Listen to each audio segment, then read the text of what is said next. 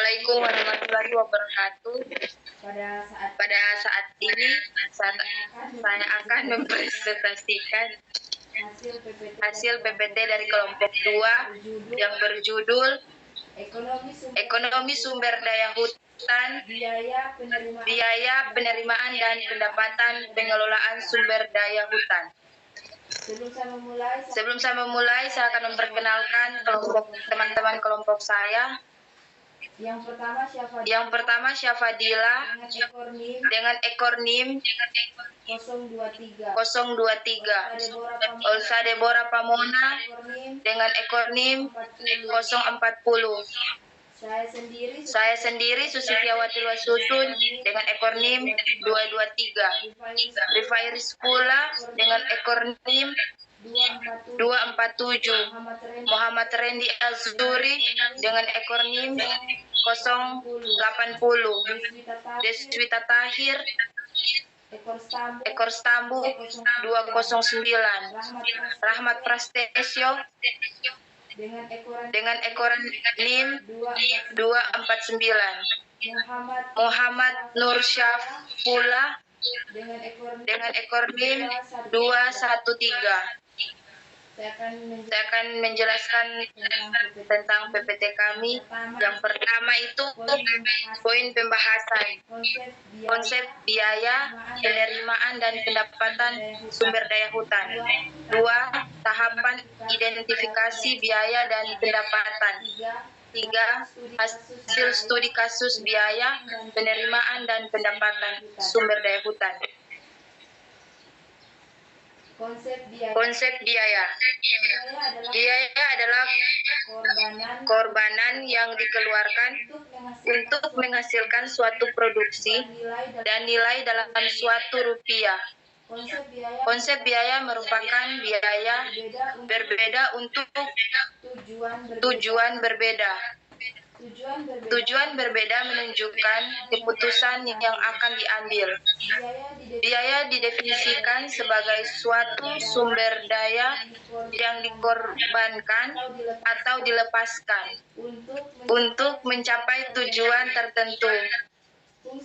Fungsi biaya menunjukkan total biaya yang meningkatkan jika total produksi ditingkatkan hingga suatu tingkat tertentu atau akan berubah jika tingkat upah dan modal berubah. Konsep penerimaan menyatakan bahwa penerimaan adalah peningkatan aktivitas atau penurunan piutang atau kewajiban yang berasal dari berbagai kegiatan. Di dalam periode akuntansi atau periode anggaran tertentu, penerimaan merupakan kenaikan dari aktivitas yang dilakukan perusahaan dalam periode tertentu. Penerimaan adalah hasil yang diperoleh kacang tanah dinilai dalam suatu rupiah per hektar. Fungsi penerimaan yaitu fungsi pendapatan dari jumlah barang yang terjual atau dihasilkan. Semakin banyak barang yang diproduksi dan terjual, semakin besar pula penerimaannya. Konsep pendapatan. Pendapatan merupakan Nelson Lam dan Peter Lau adalah arus masuk bruto dari manfaat ekonomi selama periode berjalan yang muncul dalam rangka kegiatan biasa dari entitas. Ketika arus masuk dihasilkan dalam penambahan modal, selain yang berkaitan kontribusi pemegang ekuitas. Tahapan identifikasi biaya. Biaya produksi adalah biaya yang digunakan untuk mengelola bahan baku menjadi produk setengah jadi atau produk jadi. Biaya ini dapat dikaitkan langsung dengan produk yang diproduksi perusahaan. Biaya pemasaran adalah biaya yang dikaitkan dengan kegiatan pemasaran produk yang diproduksi perusahaan kepada konsumen. Biaya administrasi dan umum adalah biaya yang digunakan untuk mengkoordinasikan kegiatan produksi dan pemasaran produk perusahaan. Jenis-jenis biaya ke dalam biaya langsung dan biaya tidak langsung. Yang pertama, biaya langsung adalah biaya langsung dibebankan pada objek atau produk. Dua, biaya tidak langsung adalah biaya yang sulit atau tidak dapat dibebankan secara langsung dengan unit produksi.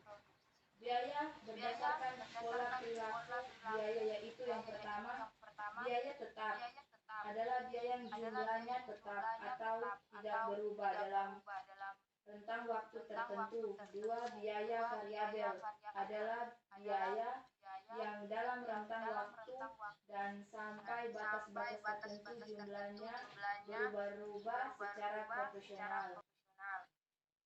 Tiga, biaya semi variabel adalah biaya yang sulit digolongkan ke dalam kedua jenis biaya di atas, tidak termasuk ke dalam biaya tetap atau biaya variabel. Empat, biaya semi variabel adalah biaya yang memperlihatkan baik karakteristik biaya tetap maupun biaya variabel. Lanjut tahapan identifikasi pendapatan. Pendapatan juga dapat diklasifikasi menjadi dua bagian yaitu yang pertama pendapatan operasional. Pendapatan operasional sifatnya normal sesuai dengan tujuan dan usaha perusahaan. Yang kedua pendapatan non-operasional.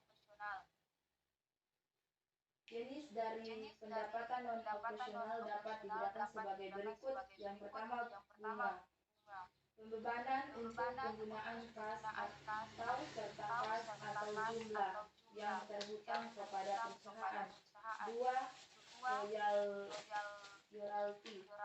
Pembebanan untuk penggunaan aktivitas jangka panjang perusahaan, misalnya hak paten, merek dagang, hak cipta, dan perangkat lunak komputer.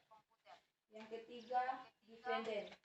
Distribusi laba kepada pemegang investasi ekuitas sesuai dengan proporsi mereka dari jenis modal tertentu. Ini adalah hasil tabel studi kasus biaya penerimaan dan pendapatan sumber daya hutan. Dari tabel di atas menunjukkan bahwa biaya tetap total yang dikeluarkan dalam melaksanakan usaha tani kacang tanah per hektar. Tabel kedua, biaya penerimaan dan pendapatan usaha kacang tanah per hektar. Sekian presentasi dari kelompok 2. Sekian dan terima kasih.